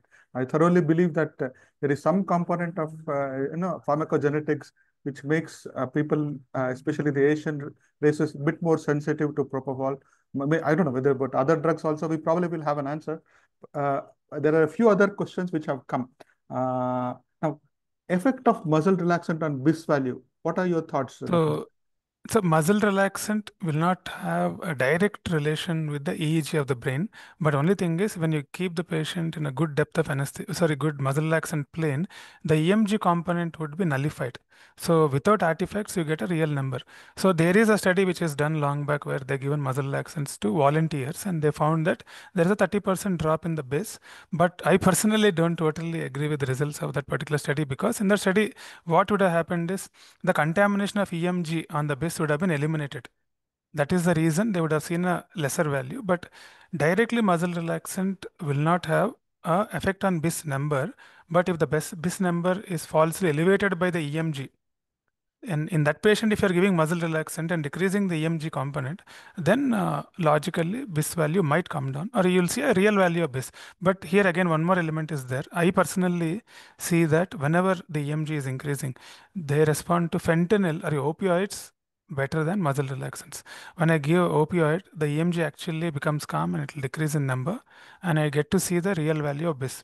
So rather than increasing propofol TCI, you have to actually see the EMG and give analgesics at that point of time. So this is my take on muscle relaxants and EEG. And, Dr. Sunil has asked, when you're using multiple drugs, Dr. Kalpana, you can take this at one time, then you need more than one pump at the same time. What about the cost? Yes, the cost can be prohibitive, but you definitely require more than two pumps if you are going to use multiple. But the other thing is that maybe you can use it as, put it in ITIVA and use it as a manual infusion if you want to use it. So that is another way that you can cut down the cost and do it. Especially if you are, I personally feel if you're not modifying it too much, you're trying to achieve a steady state. For example, if you're using a dexmedetomidine, you will not going to change too much. So you can achieve a target level of 1.5 nanogram or 2 milligram and stay at that. So, and then that can be easily managed with ITIVA app and a normal infusion pump. I personally see there is probably two kinds of expenses. One is capital expenditure and running expenditure. CapEx, once it is done, it stays for 100 patients, 200 patients, or 2000 patients also, as long as we maintain it. So I don't think it's an increase. It adds cost to individual patient, but when to establish it, we probably will need some amount of expenditure. For example, the modern vaporizers also cost a similar thing, isn't it? Any Yeah. Now, Dheeraj, you want to see what's the Yeah, higher but the value of higher the value of EMG will accept for correct. So the EMG, say some machines are coming with some 4 5 bars on your screen. Some machines are giving a number. So if you're getting to see the bars on your screen, you please make sure there is not even one bar on that. To try to give either first give opioids and then give relaxants. And the second number, if I have to come to number up to 30, 30, 30 to 33, up to 35 is fine. Less than 30 is better number for EMG. That is the frequency, what I'm talking about. If it is crossing 40, 45, the value of BIS that you're seeing is falsely higher. Please don't rely on that. If you want the correct value of BIS, then you have to get the EMG to less than 30. Good. I think we have sort of answered most of the questions. Open forum, Dr. Yogita, Dr. Sona. I think there's a question which says, is any reports of awareness despite of a good BIS value of 40 to 60? There are few reports despite of keeping the BIS between 40 to 60.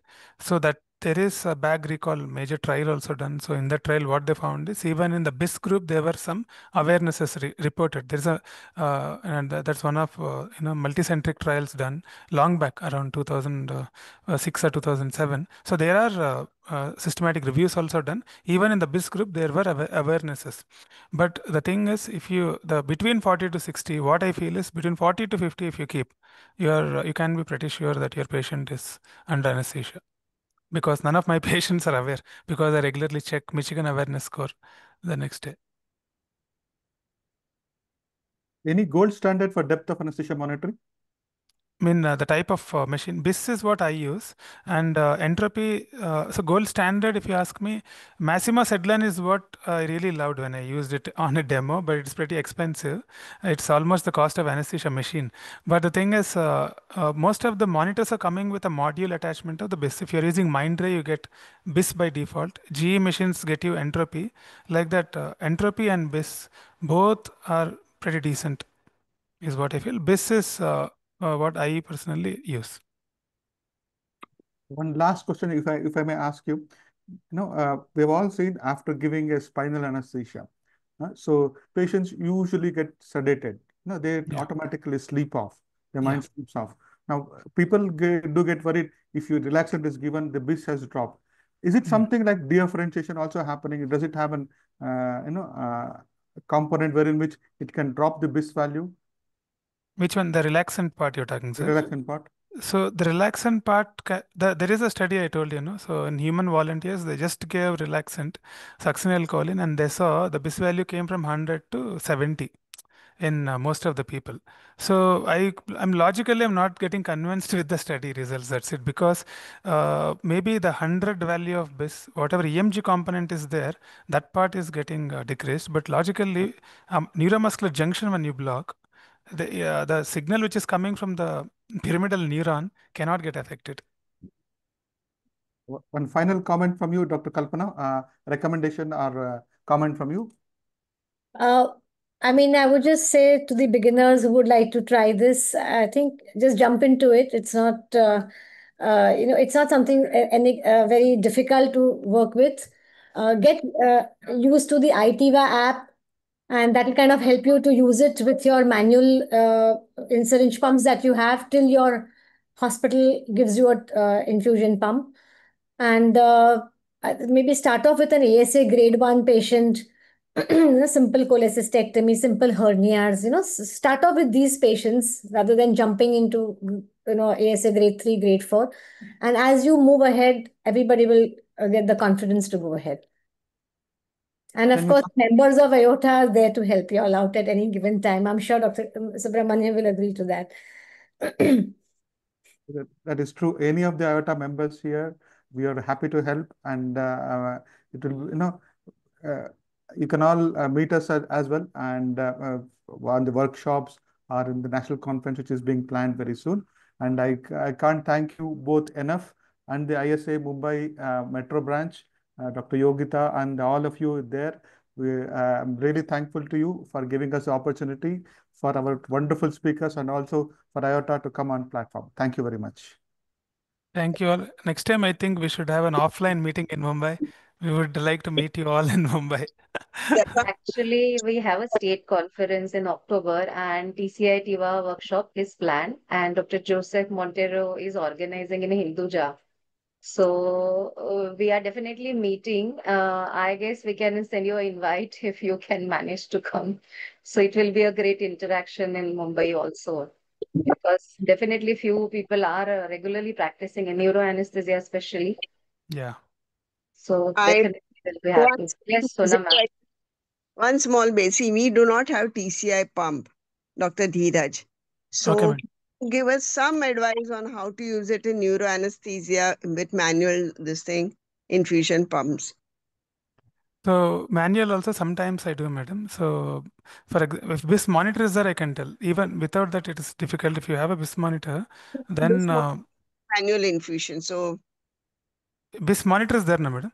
yeah, BIS monitor is there. Yeah, if BIS monitor is there, after induction you can start 1% or 2%, whatever you're using. So there is something called Bristol regimen. So 10-8-6 for first 10 minutes, you can use 10 mg per kg per hour. Then after that, 8 mg per kg per hour for the next 10 minutes, and 6 mg per kg per hour you can use for further part of your surgery. That will get you a TCI level of 3 micrograms per ml. So in that way, you can use manual infusion, but later on you titrate it. I'll tell you roughly, if you're using 1%, a male around 40 to 50 years would require anywhere between 65 to 80 ml per hour of propofol. And then you see the BIS and titrate according to that. Okay. Dr. Dheeraj, can I Yeah. extend the answer for that? Please, sir. Madam, whoever I could know who was asking. The And other my- alternative for you is if you have a BIS monitoring, you can download one of the apps known as Interactive TIVA, iTIVA. So iTIVA, what it does is it takes the same 4 parameters, which helps us give individualize the treatment. And you can, what you need to do is whatever the app tells, you have to do exactly the same with the pump at that particular time. It says you start the infusion at 12 mL per hour, you start at 12. After that, it will give you a buzz, you have to move on to the next level. So next level. So it will keep on there. Once you use it, you will find that lot of benefit is there. So you can try out the Interactive TIVA app as well. Does it tell you when to stop or when to this? Yes, ma'am. Yes, ma'am. If you want, let's say, for example, you have kept a target of 3, you want to reduce it to 2, it will tell you how long to stop. For example, you want to titrate up from 2 to 2.5, it will tell you how much to change, what you need to change, for how long. It will give a buzz as well. And the newer models also give an estimated BIS. I don't want people to confuse that, you should not use BIS. But if you are maintaining a particular concentration, because it's a PK-PD model, it also tells you what is the estimated BIS depending on the age, depending on the gender, depending on the weight, what is the estimated BIS also. Thank you very much, sir. And in neuroanesthesia, Dr. Dheeraj, Yeah, ma'am. do this, meaning does it comply with the surgeons and the surgery, especially the leads, and does it properly reflect whatever the BIS and everything with the surgery, neurosurgery especially? So brain surgery, if you're doing on the right side, you have to somehow put it on the left side, madam. There is a way to connect. I couldn't show here. So usually the active electrodes, which I explained, should come on the forehead and temple, and you can actually start placing it like this, in this way, if you're seeing my face. So Yeah. ground and reference can be here. Active electrodes will come here. So like that, if you place, 100% perfect BIS will come. Okay. Thanks a lot. Excellent presentation, Dr. Thank you. Kalpana, Dr. Dheeraj, and sir for moderating. It was an excellent presentation. And as Yogita said, we have a TIVA, this thing also. There is a panel also on TIVA in our this thing, state conference in October. Okay, madam. Wonderful, madam. Thank you. Thank you. I really thank all the faculty, participants, and Society of Anesthesiology Maharashtra for providing this Zoom platform. And I really thank Dr. Kalpana and Dr. Dheeraj for sharing your expertise and insights and wonderfully moderating the session by Dr. Mahankali. So I thank all the participants who enthusiastically joined and asked questions so that more clarity is there in future for using TCI and TIVA. So we look forward for more sessions like this probably in our state conference, the earliest event we can organize in Mumbai. So thank you so much, all of you, and goodbye for a day. Thank you all. Have a wonderful day. Thank you. Bye. Thank you. So much for having us. Thank you. Thank you, madam. Thank you all.